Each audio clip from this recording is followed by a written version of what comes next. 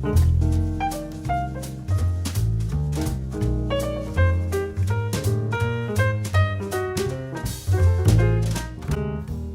this first episode, I interview Arif Ahmed, who's a reader in philosophy at the University of Cambridge. We talk about his paper Hume and the Independent Witnesses. Enjoy.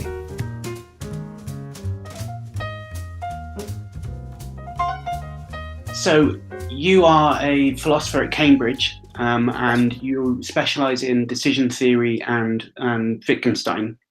Yeah, that's right. Those are two main areas of research. Yeah, that's right.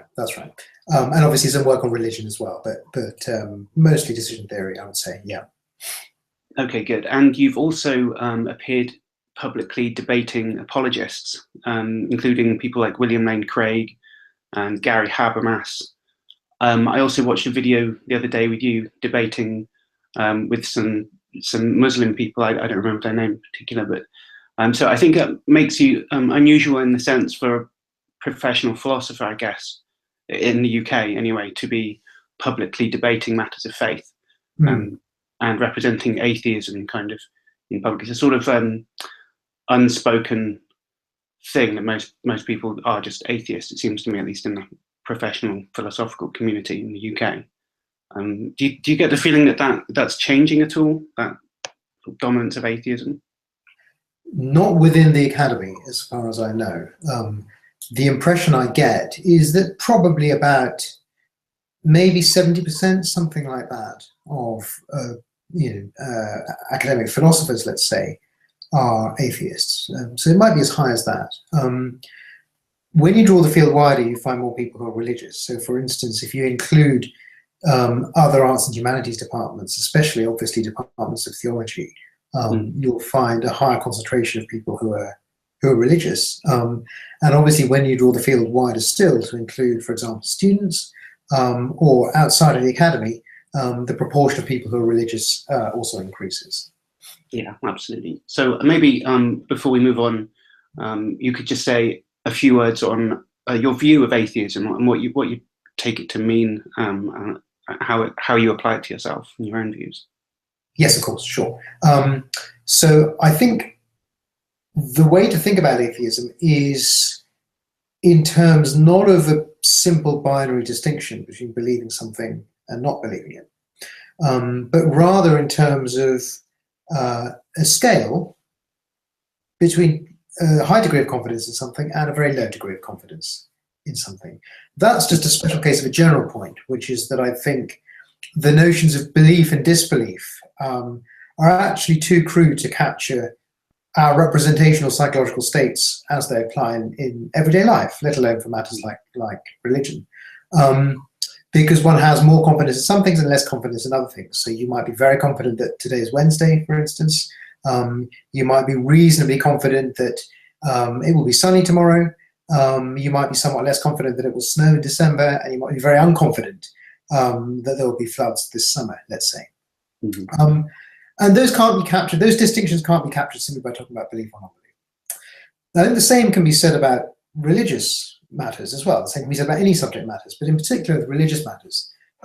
So I don't think it's right to say what some atheists do say, which is that the difference between atheists and believers is that believers are ones who simply believe in these religious claims, and atheists are just people who don't believe.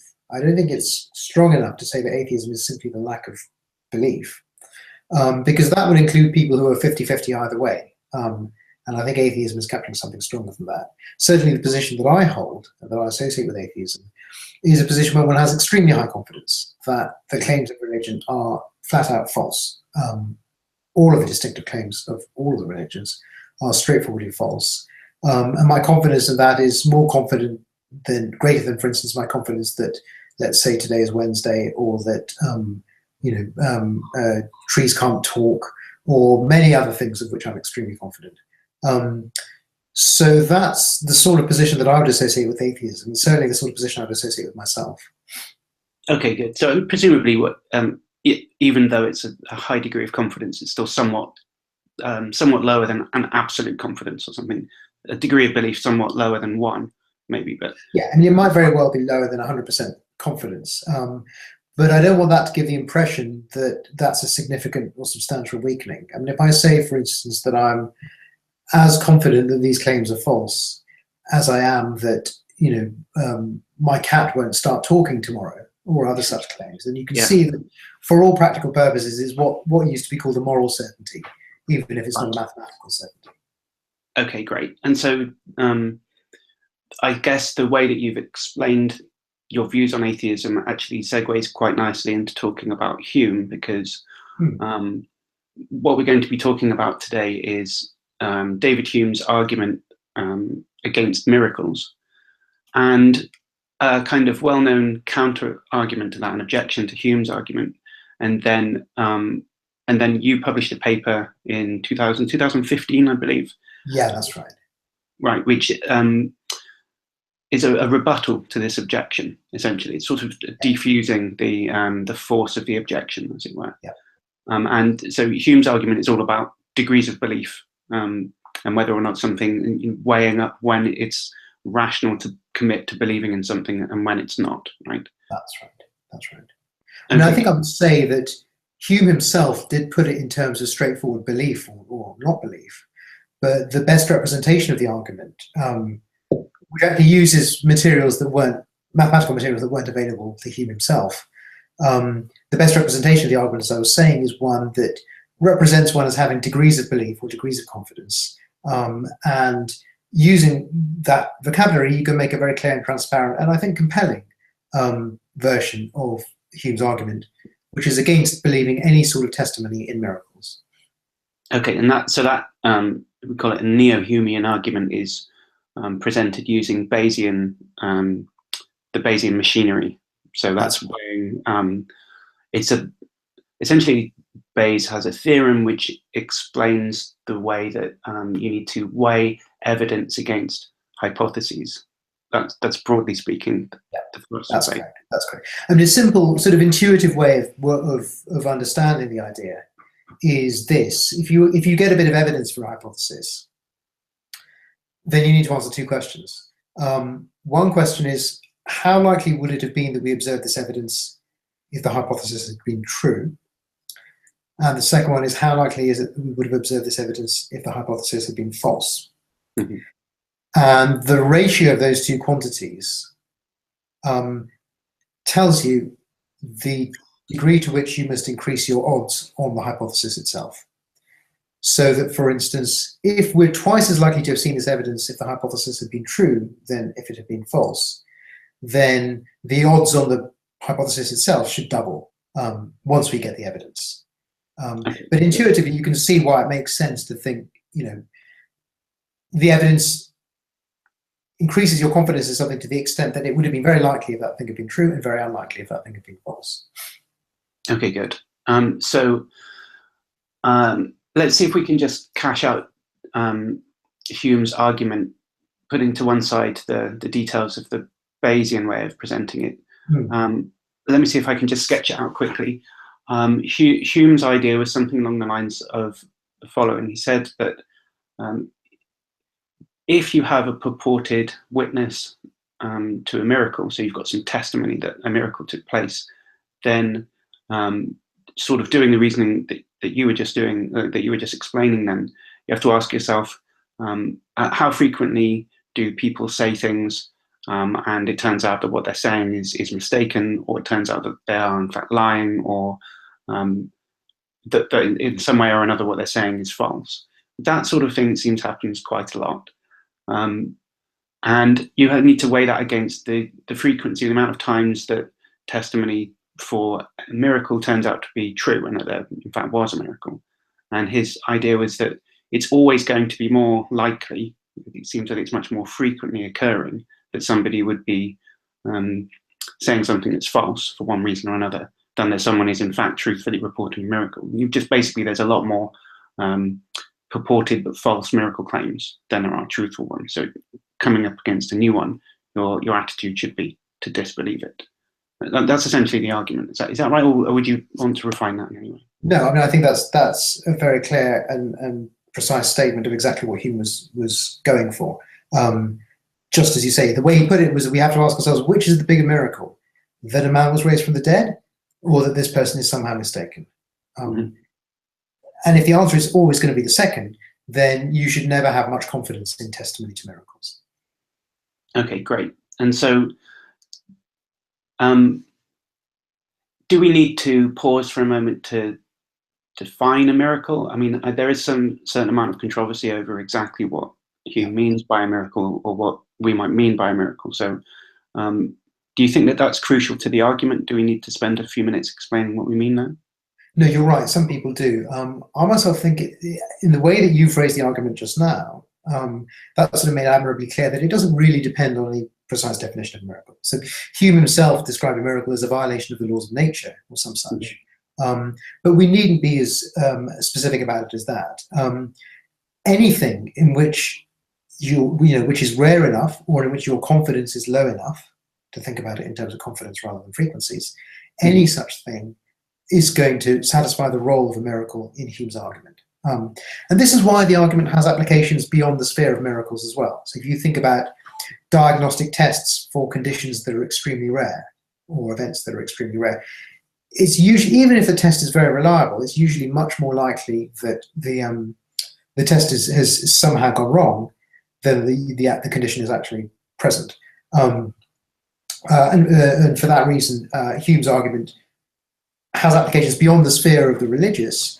And clearly, in a case like that, there's no question of anyone saying that having the condition is a miracle. It's not a miracle. It's simply that it's very unlikely. That's all that's being said. I see. Okay. So I guess the controversy is something along the lines of, if you say that a miracle is a violation of the laws of nature, it might just be definitionally true that there aren't any violations of the laws of nature if they're exceptionless or something. Yeah, that's right. That seems a really cheap way of ruling out miracles. But if you just take it as a way of emphasizing how unlikely it is. So to take an example, an actual example where it looked like there was a violation of the law of nature, in a sense, there was an experiment that was run in, I think, Italy or Switzerland, or between those countries, in 2010 or 2011, something like that, where they seemed to have found particles that were traveling faster than light, or perhaps even accelerated past light speed. I'm not sure, but I think it was at least that they were traveling faster than light, in ways that violated various laws that everyone was really confident in. Now, most sensible people, given that evidence, just concluded without further ado that there was some mistake in the experimental setup. Because, of course, that experimental result apparently was violating very well confirmed generalizations. And those people were right. It turns out that there was some sort of mistake in the setup. So it was a mistake. And there again, nobody was saying, if they turned out to be right, a real law of nature would have been violated. But the point was, it was violating something that was extremely well confirmed, or that we had as good reason to be confident in as we are in the other things we call laws of nature. And there too, I think the Humean argument could apply. Okay, good. Okay, great. So then there is, I guess there is a little bit of controversy we could just touch upon briefly, which is there's this idea closely related to this, I guess, which is, I've heard it said that Hume's argument begs the question against miracles, not necessarily because of the definition of a miracle, but just because he kind of builds into the argument that there's a universal testimony of mankind, which is that nobody's ever observed a miracle, and that is him stacking the odds in the first place. And the idea is that he stacks the odds so high, that's unreasonably high, I guess, even higher than we would expect. So if there has literally been nobody who's ever observed a miracle, that's already saying that nobody's observed the purported miracle under discussion, say the resurrection of Jesus or something. But again, I think we could probably bracket that phrase by Hume. There's no real need to have it. The argument can be made without that. Yes, that's right. Your description of what happened, what he says, is correct. But I think we should distinguish between what Hume actually wrote and the best version of what Hume wrote. And when criticizing any argument, you should always go for the best version of that argument. But it's fair to say he probably overstated the case in various places. The important point is that those overstatements were not essential to the argument as I conceive it. Okay, good. So I think we've got clear on what Hume's argument was. And so then along comes this objection, which is the let's call it the many witnesses objection. So that's in your paper, you reference it to Babbage first, but then it was also brought to light by a philosopher of physics, John Ehrman, more recently than that. And so maybe you'd like to just explain what's going on with the many witnesses objection. That's right, yes. And actually, in between Babbage and Ehrman, there was another philosopher called Rodney Holder, who'd also brought up the objection in a paper that he wrote shortly, I think, before Ehrman's book came out. Right. Yes. So what's the objection? It's as follows. We can concede to Hume that it's correct, that the testimony of a single witness is never going to be enough to make you remotely confident in the occurrence of a miracle, if that's what the testimony is specifying as having happened. Nevertheless, supposing that you have a very large number of independent witnesses, so suppose, for instance, that you have 100 independent witnesses, and those witnesses all confirm that the miracle took place. And in particular, there was no collusion between them. So the witnesses all, they're all without collusion or indeed causally influencing one another in any way, they still reported that the miracle took place. Now it becomes much more unlikely that the miracle, much more unlikely that they were all mistaken that the miracle took place. To put it slightly formally, the point is that if you have 100 people and each one has a probability of error of, let's say, as high as 90%, the probability that they've all made this error, if they are genuinely independent, is so small as to be not worth mentioning. Because if you think 0.9 to the power of 100 is tiny. So that would be a formal way of putting it. The informal way of putting it, I think, is simply that if you have enough people who don't collude and they all say something, they're much more likely to be right. The way Babbage and Ehrman thought about this then was that as long as you could get sufficiently many witnesses to a miracle, and it needn't actually be a massive number, 100 is probably much bigger than necessary. As long as you can get sufficiently many witnesses to a miracle, you can drive the confidence of it, the rational confidence in it, as close to 1 as you want, as close to 100% as you like. And so Hume's argument at best works for the possibly marginal case in which there's only one person who said that the event occurred, rather than in which there's thousands of people who said it. Okay, good. So the idea is that it's Hume's argument is not so much of a universal panacea to miracle testimony, but something which works in a kind of special case, let's call it. Yeah, only in special cases. And indeed, there are a lot of cases where there's supposed to be many independent witnesses to miracles. If you think about some of the, particularly some of the Catholic miracles that they mention, I don't know, about statues weeping blood and so on, there are supposed to be many witnesses to those events. Some people write as though we have 500 independent witness statements to Jesus' resurrection. Yeah, right. So Paul talks about there being 500, after he appears to the 12 and then to me or whatever, and then also 500. Although that's one report of there being 500, it's not the same as that's right, absolutely. Absolutely, that's right. But if we're charitable, if we just suppose that St. Paul was right about that testimony, suppose he was correct to say these 500 people all say they saw it, and suppose also, which is again being quite generous, that these people didn't collude at all afterwards, then it looks as though we've got, evidence that would surmount even the Humean worries that I mentioned. Okay, good. So on the face of it then, that does seem like quite a convincing argument. So the general idea is just, get enough witnesses, and then that can overcome even a very skeptical prior probability in the thing that they're testifying towards. That's correct. So let's start to see if we can unravel what your argument was against that argument. Yep. So I believe that one of the things we need to get clear about is, and maybe this is a detail in the formal presentation of Ehrman's argument, but there's a condition on the independence of the testimonies from the witnesses, which needs to be, I think we need to get clear about that. So maybe you want to say a few words about that. Yeah, that's correct. So formally speaking, what's needed for the argument to go through is something called conditional independence. And what that means is the following.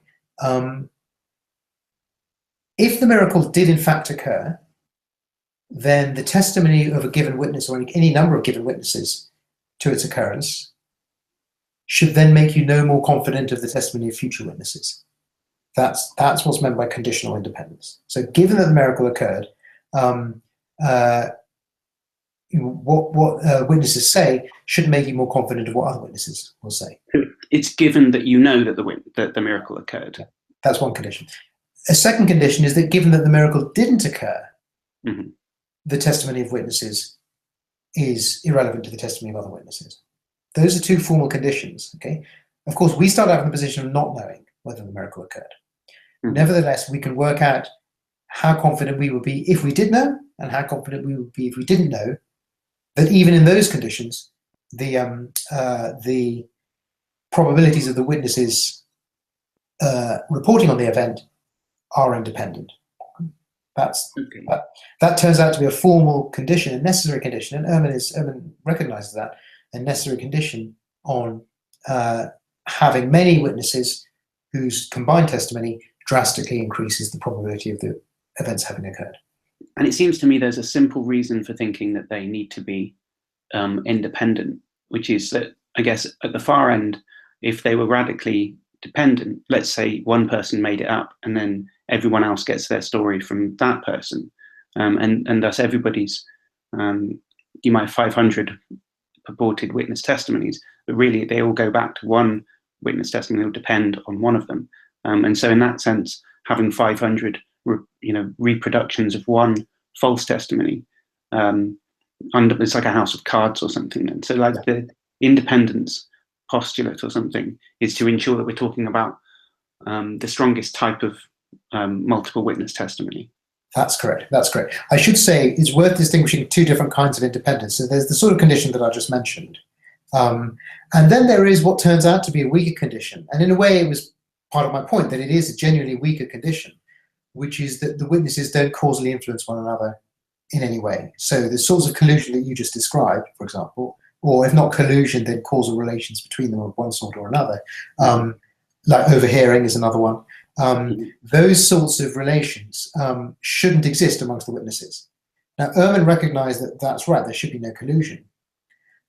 The point I was making was that neither he nor Babbage nor Holder had recognized that actually the kind of independence they need can fail for other reasons, even if there's no collusion. In fact, even if the witnesses never contact each other at all.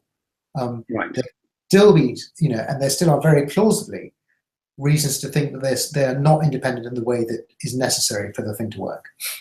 Okay, so before we go on exactly to that, I suppose there's a sort of middle ground, which is that on the one hand, they might all radically be dependent on one person who's made up this initial story. Yeah. Then you might find a middle ground, which is like you were saying, is this the case of overhearing and influence, and I think there might be a kind of culture or something that they all partake in, which gives them a preponderance to think that things like this happen or something, and that those types of assumptions undermine the independence claims to the point at which the cumulative effect, you might think the cumulative effect would be deflated. Because they're all kind of like influencing one another. So you might say, well, in any realistic case, let's say, where there really are lots and lots of witnesses, they're bound to have talked to one another before they gave their evidence, and they're bound to have overheard one another saying, "Oh, what was that? That must have been a miracle or something." Right? So you might think that. I guess this is one quick way of rebutting Ehrman's point, is that you're just never going to get loads and loads of witnesses who are all as independent as they need to be. So that's one kind of a weakish response, right? Because it leaves the argument, the kind of real contentious issue, not really dealt with completely.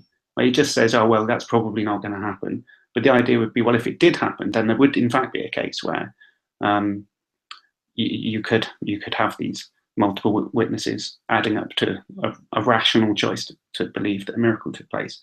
And so your point, it seemed to me, is to say, well, let's not rest content with that kind of hand-wavy response, and let's try and construct an example which is as close to there being perfectly independent witnesses as we could imagine, not just a group of people standing around who would obviously influence each other. So there's this nice sort of use of Bentham's panopticon to make the point, right? So maybe you can walk us through this example. Yes, sure.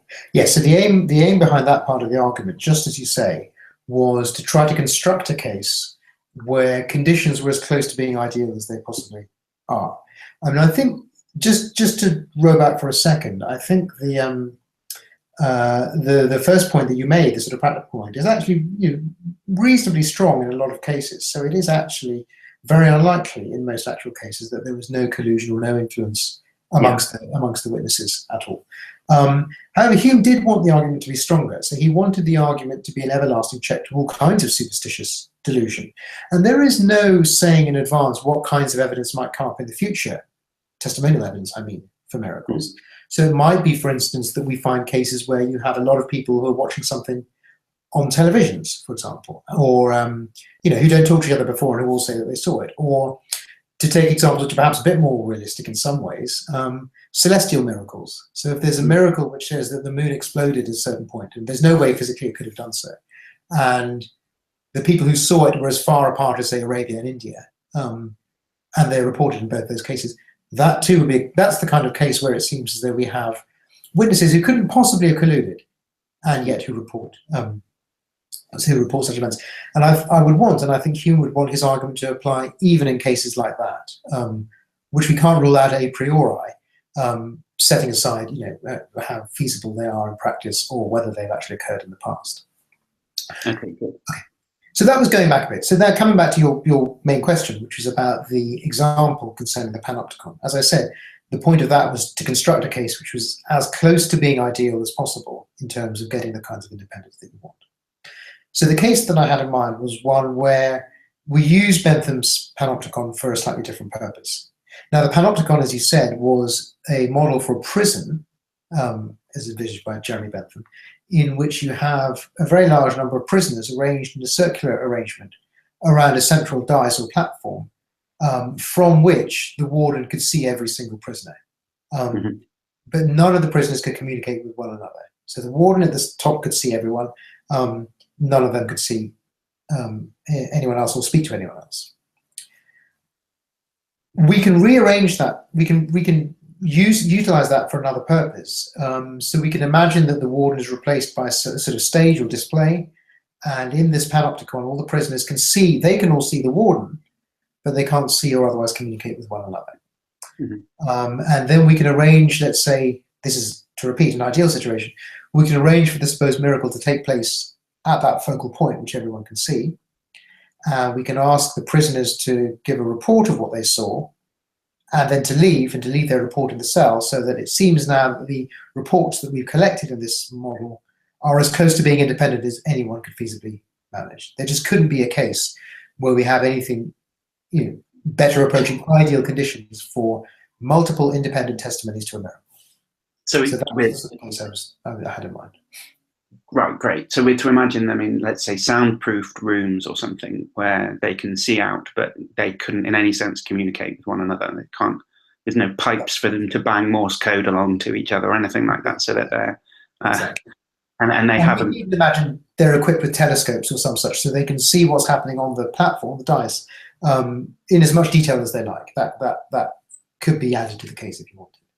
Okay, great. And then, let's say, to paint a picture, that there's a kind of big tub of water or something, and somebody proceeds then to walk unaided across the surface of the water, thus seemingly violating laws of gravity or something, performing a miracle. And they all witness this thing as accurately as they need to, like you said, with the aid of telescopes or whatever, and slow-mo action replays or something. Let's give them every resource that they need so that they can write as thorough and a detailed account of the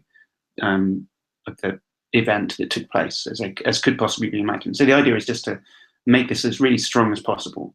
Yeah, exactly. Okay, great. So then, I mean, you would think, I guess, in that case, that given that we've got witness testimony of that type, that then if I start reading those bits of paper, they're going to add up. If each and every one of them says, "Oh yeah, I definitely saw a miracle. It definitely happened." That you'd think, well, this combined weight of testimony should overcome my skeptical odds in the first place for thinking that it could possibly be a miracle. So, given that we've made the example as strong as possible, why is it that, that inference would be wrong then if I derived that type of probability from this example? Yeah, good. So what's wrong with the inference in that case is the following. When you start out, you have some degree of confidence that there's some sort of illusion going on. It might be very low or it might be very high, but one of the possibilities that you have to rule out is that there's some sort of illusion going on by which people are being tricked or people are being made to see something that isn't there. When somebody gives a positive testimony to the miracle, the first person who gives a positive testimony to the miracle should make you more confident of the strength of the illusion, if there was one. Okay? So you should think, if you see one bit of paper in which the person said, yes, there was definitely a miracle, then you might have a very small increase in your confidence that there really was a miracle.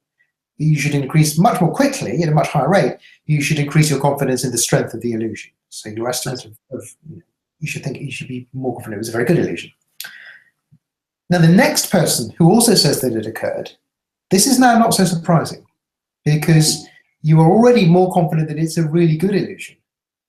So when the next person says that the miracle occurred, that too is not going to raise your confidence. If you already feel confident it's a good illusion, and someone says that a miracle occurred, that's not going to make you much more confident that the miracle really did occur. Okay?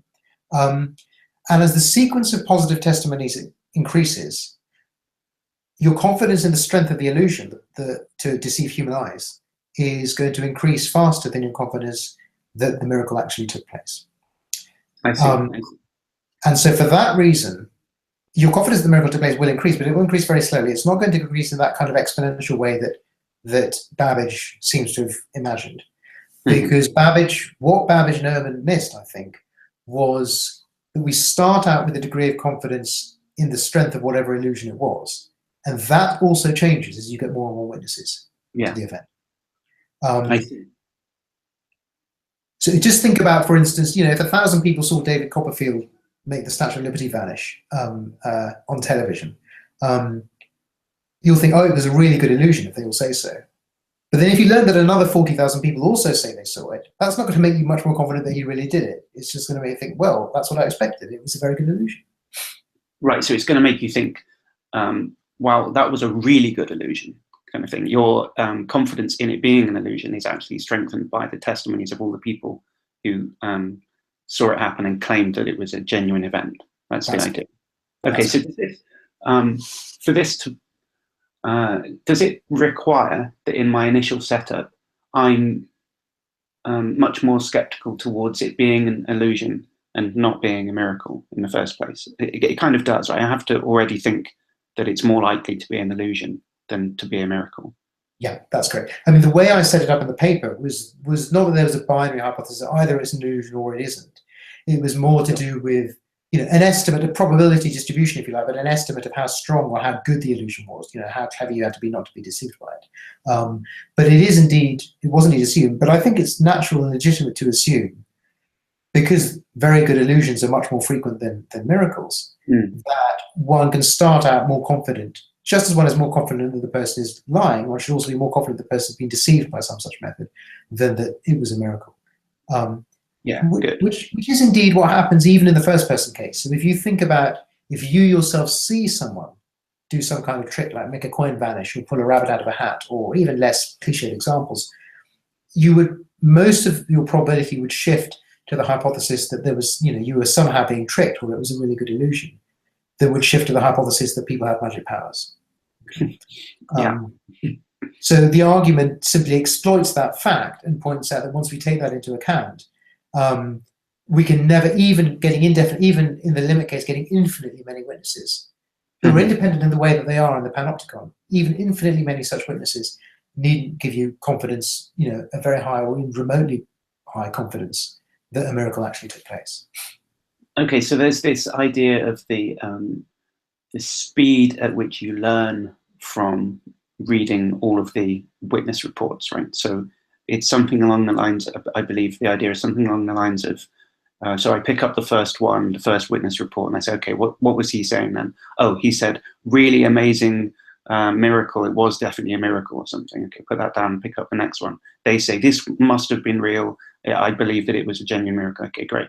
Put it down. As you keep going, after a while, with them all saying broadly the same thing, you begin to you begin to expect that the next one's going to be saying the same thing, right? And that's what it seemed to me that was the notion that you were exploiting, which showed that the witnesses' testimonies, though independent as they possibly could be, they fail to be properly independent on the basis of you learning to expect what the next one's going to say based off what the previous one said. Is that right? Exactly, good. So if we go back to, I mean, to speak formally for a moment, if we go back to what we said earlier concerning that condition I call conditional independence, which is that given that the miracle did occur, each witness's testimony shouldn't raise your confidence in the next witness's testimony. Or given that the miracle did occur, it should do so. It should not do so. We find now that that condition is violated. So supposing, for instance, you know that the miracle didn't happen, every time someone says it did, it's going to increase your estimate in how good the trick was. So you will be more confident that the next person will also say that a miracle. I see, right. So that condition gets violated in that situation. And just as you say, it's really an issue to do with how fast one learns, where what that means is not really to do with speed over time, but rather with every single time you get a witness testimony, what proportion of your confidence is shifted over to the proposition that a miracle took place. And it's all that there's some, that it was a really good illusion. I mean, in the limit case, it might just make you really confident that there is some kind of systematic defect in human eyesight, which is, for example, that at the outset, that's a more plausible thing to think than that a man violated the laws of gravity. Sure, yeah, you might just utterly lose faith in mankind's ability to, or you just lose faith in mankind not being really gullible or something. But it could be more specific than that. It could be there's one particular kind of situation where people's eyes just typically deceive them for some possibly biological, physiological reason. I should say one limitation of the argument is, which I hope came out in that description of it, is that it relies heavily on the fact that all of the witnesses are using reasonably similar means of detecting that the miracle took place. So that in the example I gave, they're all using, let's say, their eyesight. And it's because of that fact that the positive testimony of one witness will increase my confidence in the positive testimony of the next. Why is that? Because it does so via a hypothesis about how one's eyes can be deceived. That's why you think because the witness testimony is produced by roughly the same mechanism, you think this shows more likely that the person who's doing the trick is exploiting a weakness in that mechanism. Like a common weakness that's shared amongst all of the witnesses. So that if human beings, if the witnesses all found out their result by very different means, then the argument wouldn't hold. But the point is that that's very implausible. And I discuss in the paper various ways in which that might happen. But generally it seems implausible. I think also that casts light, so there's an issue, a more general issue in philosophy of science about what's called the variety of evidence, which is that in science, to confirm a hypothesis, we value, not just evidence of one type, say photographic evidence, but evidence that's got from a variety of different sources. So photographic, let's say, or sonar, or climatological, or ethnographical, or whatever it is for whatever hypothesis we have in mind. Sure. And it's a puzzle in Bayesianism why that should be. Why should 20 million photographs be less good evidence than 30,000 bits of evidence derived from various sources? And the argument that I have in mind suggests an answer to that question, which is that 30,000 photographs taken by cameras of a particular phenomenon shouldn't raise your confidence in that phenomenon, because they should raise that much, because they raise your confidence in the phenomenon that there's some defect of the camera technology that's being exploited, or some defect of the light that's being exploited. Whereas lots of bits of evidence from cameras, but also ethnographical evidence or eyewitness evidence or different kinds of evidence wouldn't suffer from that defect. So it's supposed to generalize to that case. So in a way, that sort of weakness of the argument means that it can apply to the cases that Hume had in mind, but it wouldn't apply to cases where the sources of evidence were of extremely different types. Yeah, right. Okay, so it seems to me that it applies to, for instance, the age of the Earth, which is something that's independently kind of predicted or verified by, I don't know, geology, digging up bones from the genetic history, from radioactive decay. All of these things kind of converge on at least there being very old Earth or whatever. So it was these various different lines of evidence. It wasn't so much that, well, we've got loads and loads and loads of bones, and that is kind of just there being so many of them must give us this hypothesis. And I suppose, in a way,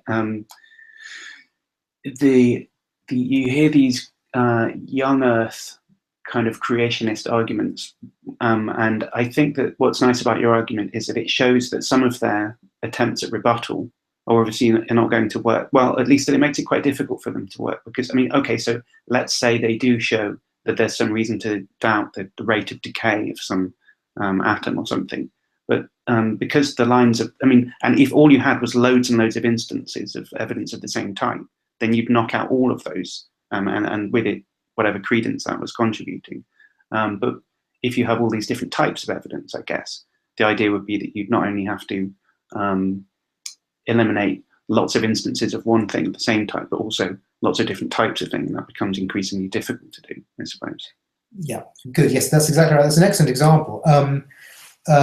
So just as you say, supposing the evidence was just lots and lots and lots and lots of bones, then somebody who is sympathetic to young Earth creationism might not become much less confident in it, as long as they just increase their confidence in the hypothesis that, for instance, there was some systematic error in our means for measuring the age of bones, or there was some feature of the bone, of bones in particular, that made our estimates unreliable or made them seem older than they actually are, let's say.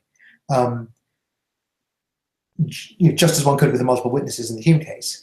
But if you have evidence which is not loads and loads of bones, but a certain number of bones, but also other kinds of geological evidence, as you say, which couldn't have been knocked out by that hypothesis concerning the way bones are produced or measured, then it wouldn't work. So it's actually interesting, there's a kind of pleasing irony in the fact that the version of the Bauer-German argument that's plausible is going to be one that works better against young Earth creationism than against Hume. That's a nice, that is a nice conclusion. I hadn't really appreciated that, yeah. Okay, that's great. So I guess maybe there was one other thought that I had, which was to do with the assumptions that we're building into the behavior of the agents. I guess, I mean, so if I started off, of course, being a strange agent that already thinks that miracles are more likely to happen than illusions, for instance. I don't know, a child or something might have this type of credence, right? That they believe in magic, and no one's ever explained to them how magic tricks are done. Then, assuming they could comprehend sufficiently, the idea, I guess, would be, because they'd started off with the balance in the other direction, that no new evidence would ever get them over the line of, well, I suppose for it to work, they'd have to have at least found out about one illusion, so that it's at least on the radar. But if they thought that every other time they'd seen a purported magic trick, it actually was genuine, but that their brother showed him how he did a card trick, so at least one trick is done, that because they already have this credence tilted towards magic or miracles happening, that they would learn quicker from the testimony that this was in fact a real miracle than they would, and in this case, precisely the opposite conclusion would result. Is that right? I mean, yeah, no, I think that's right. So it's probably worth here making a distinction that I've elided up to this point because it makes no massive difference. But the distinction is between frequencies on the one hand, which is the actual frequencies with which things happen, and credences, which is degrees of confidence or degrees of belief.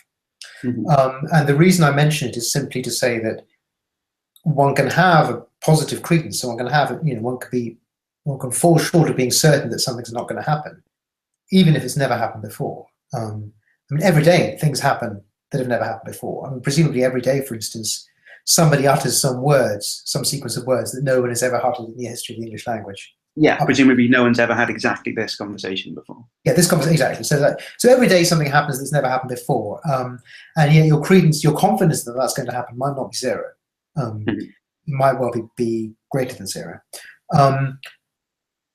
So nevertheless, it could still be true in the example that you describe that because the person in the example has seen lots of things which he believes to have been genuine magic tricks, genuine, miracles, if you like, in the past. He has a very high confidence that the next thing is not an illusion. He might be very, very confident that it's going to be real.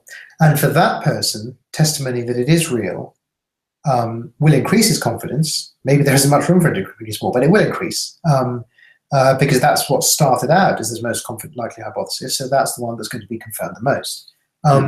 So that's correct. The only thing I would say about that is that if the Humean argument is supposed to be that somebody who starts out skeptical of miracles can never be convinced out of it by testimony, then Hume can say, well, fine, it doesn't matter. The only people that testimony is going to work for are people for whom it's redundant, namely the people who are already pretty confident that these things have happened. For everyone else, miracles are going to be things for which your confidence has got to be very close to zero. And for those people, notice also that in our day, given that the miracles Hume had in mind are typically ones that occurred in antiquity, all of the evidence we have is testimonial to those miracles. Sure. So none of us has observed lots of miracles occurring in the past, and so we're not quite in the same position as the child that you mentioned. Although Hume did say, I mean, in the sort of somewhat vicious irony at the end of that work, he said that the conclusion of his argument was that Christianity was attended with miracles not only in its birth, but also every time someone starts believing it. So the point was that what's really miraculous is that anyone gets convinced by this evidence into becoming a Christian. I see, right. But I think that was obviously ironic. Yeah.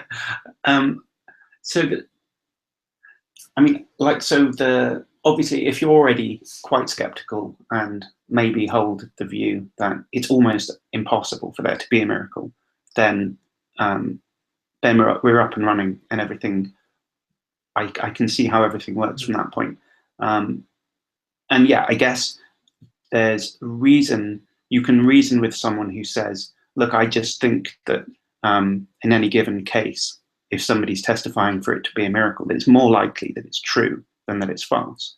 I think you could probably reason someone through the consequences of holding that type of belief, because it's not the more modest claim, which is that some testimonials are correct. It's that in a given one, in the next one that I see, I'm more likely to believe it's true than false, because then you just start showing them miracles from all sorts of different religious perspectives that they don't subscribe to.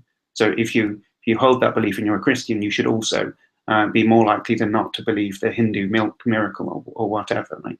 Or David Copperfield or something or other, any purported miracle. You're going to be more likely to believe the next one you come across than not. And that's going to lead you to an awfully complicated ontology or something where you have to fit in together all of these different competing accounts of things, right? So I think it's not so much just that the argument works only if you're skeptical in the first place, but there's reason to be skeptical, and all the skepticism really requires is that you're more skeptical of the next thing coming along being the next testimony coming along being true than you are skeptical that it's false, which is quite modest, really. It's you can accommodate that even if you think that miracles have happened in the past.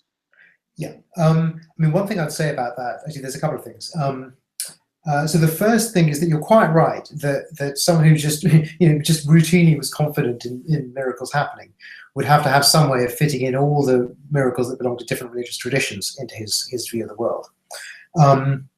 But in addition to that, I would say that it's part of the point of the notion of a miracle that it has to be super unlikely, simply because otherwise it's not clear what content is left and you're calling them miracles. Why don't you just think of these as everyday events, like rain, for instance? Yesterday it rained and someone came back from the dead. It's just another one of those things that happens. The point of calling it a miracle, presumably, is that it's in some way exceptional. It's in some way a violation of the ordinary course of nature. You must be able to spell that out in ways that don't involve some kind of contradiction. But saying there's some violation of what is the overwhelming, the routine course of natural events. If you think of miracles as special kinds of divine intervention. And there's another way of thinking about, I suppose, where you think the laws of nature are the expression of God's will, not miracles, but the laws of nature themselves. Right. No miracles. But on that view, it's not as though you would say everything's a miracle. You might as well just say that you just have no room for the notion of miracles. You just have a variety of ordinary events, all of which are the result of God's direct intervention. So the specific appeal to events of a very unusual nature, of the sort that's central to the main monotheistic traditions, is one that requires you having a very low initial probability that the miracle took place, I think. Yeah, right. The purpose, the intent behind the doing of the miracle is to display the character behind it, right? So that the prophet does some miraculous thing in order to prove his divinity. So yes. You'd think that if everyone could do that, then it would stop bestowing any kind of uniqueness upon the prophet, right? So that the whole point behind a miracle, from the purposes of the intention that's inferred from it, is for them to be very rare occurrences. If they happened every day, they'd be run of the mill. So yeah, so we've got good reasons, I think, to justify the assumptions that seem to go into this in the first place. So yeah, I mean, I really like it. I think it's a really neat kind of result, and it's a formal result as well, right? So you've yeah, I mean, it's a formal result. I mean, it's a formal result that said that there's a mathematical proof of no great complexity of this basic fact about probability. And the ways in which I generalized it was to show that, as I say, even if you have infinitely many witnesses, so you can multiply the witnesses arbitrarily, and you're still not going to get a very strong probability that they're all right. I mean, there are all kinds of mathematically more interesting ways to generalize it, no doubt. And the model that I used was mathematically somewhat crude. I mean, I used it, obviously for philosophical rather than mathematical purposes. If I was coming to the paper again, I might do the math slightly differently. So I might have a different kind of distribution to start out with in my model. But I don't think any of that would affect the main point of what I was trying to get across there. Yeah, right. Good. Okay, so let's, in order to start winding this down, I was wondering if I could ask you to speculate somewhat on whether or not this, I mean, and it may well be that the answer to this is no, but whether or not your result would have any bearing on the idea of a kind of something that I think of as being a kind of cumulative case apologetic, right? And the idea here would be that so the presentation of a deductive argument, say something like the cosmological argument, right, would be that if the premise is true because the argument form is valid, then you have to accept that the conclusion is true. And I've seen a kind of a walk back somewhat from that simplified view of what an apologetic argument is supposed to be about, which is that, like, well, if you find the premises to be more plausible than their negations or something, then your credence in those premises should be over 0.5, or however you want to state it. And that would mean somehow that your derivation of the conclusion might not be, it depends how you turn the numbers through, but you'd ideally be wanting to arrive at conclusions which were over 0.5, that you had a credence over 0.5. And that, so if you're doing that type of apologetic, then the thought might be, if I had, I don't know, 5 different arguments for the existence of a deity, they might not, you don't need to, so the typical rebuttal would be to say, oh, it's logically possible that this argument, that one of these premises are false, therefore I've refuted the argument or something. Whereas on this account, that's not so much of a rebuttal, right? Its aims are much less ambitious. Only has to get you slightly more likely than not that the conclusion is true. And then the idea is then you stack them up against each other and the probabilities rise exponentially. So it seems to me that there's some similarity here between this cumulative case apologetic and the way that this Babbage objection to Hume was supposed to work, that, stacking up lots of these things which might on their own not be particularly persuasive, but it is eventually going to get you across the line. And I think obviously it wouldn't be plausible that there could be an infinite number of arguments for God that would increase your plausibility. But let's say if there was 5, I mean, you wouldn't need very many, presumably, if they all had some kind of positive effect on your belief. And so I don't know whether you think that your argument would have any application here against that way of thinking. Yeah, good. No, in one sense it doesn't, because so just to say, to put it, I suppose, in a slightly formal way, one way to think about the probabilistic force of valid arguments is this. We can define the uncertainty of a proposition as 1 minus its probability, let's say. Mm-hmm. The uncertainty of a proposition that's 70% probable is 30%. And then what we know is that the uncertainty of a conclusion, if the argument is valid, the uncertainty of the conclusion is no greater than the sum of the uncertainties of its premises. Mm-hmm. So this puts an upper limit on the uncertainty of the conclusion. In other words, it puts a lower limit on its probability.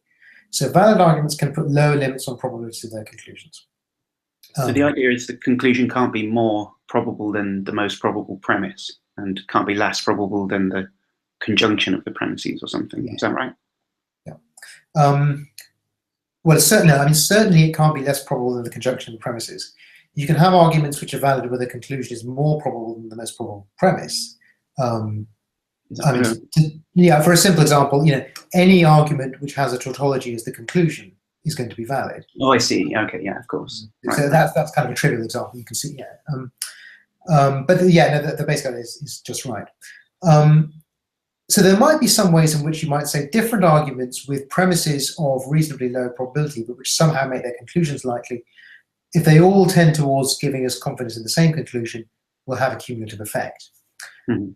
Two things I'd say about that. First thing is that it's just very unlikely that you're going to get any sort of multiplicity of arguments that's anything like the Humean case. So there are, for instance, 3 classical arguments for God's existence. And those are all cases where your confidence in the premises is often going to be so low. Let's take the ontological argument, for instance. Confidence in the premises is going to be so low that it gives no support whatever, really, no significant support to the conclusion.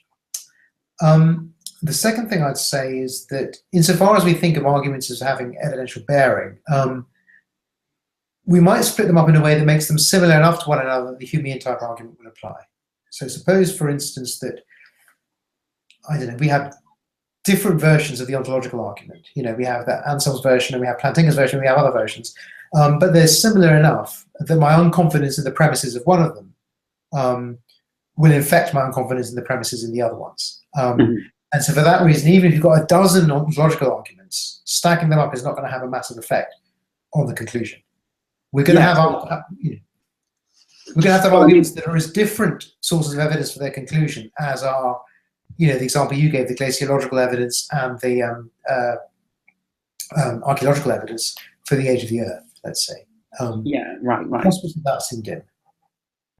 So, I had this picture of, somebody reading through all of these different versions of the same sort of argument or something, or, running into yet another apologist who's saying the same old arguments, right? And in some sense, it would be analogous to your case, where you don't think, oh wow, 10 people have told me the ontological argument is convincing to them, and then the 11th one doesn't make you think, oh, I'm 1/10 more likely to believe it now because I've met one more person. You're just more likely to think that people are duped by what seems to you a very implausible argument, that people's reasoning skills must not be very good or something.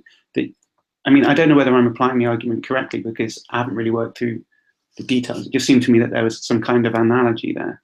Yes, sorry, no, that's right. So the way you just described it, there would be a fairly strong analogy. So if your evidence is not the premises of the arguments themselves, but the propositions that this or that other person told you that this argument is plausible, that it works, and you trust their ability to you think perhaps they've got better ability at judging these things than you have, then your confidence is going to increase in a way that's vulnerable to that style of objection that I mentioned. That's quite right. So take, for example, Gödel's version of the ontological argument. I come across lots of people who find it unbelievably, who find it plausible, some of them find it convincing. Okay. I'm not, I often get things wrong in second order logic. I'm not going to be able to tell straight away whether it works or not. A lot of these people are smarter than me. So should I then, when the 20th or the 30th or the 40th person comes along and says, Gödel's ontological argument is right, it's really convinced me. What should I think? Well, what I should think is, I should be very confident that there's some kind of subtle modal fallacy in the argument that even these people who are smarter than me haven't seen. Quite a lot of my credence should go to that hypothesis.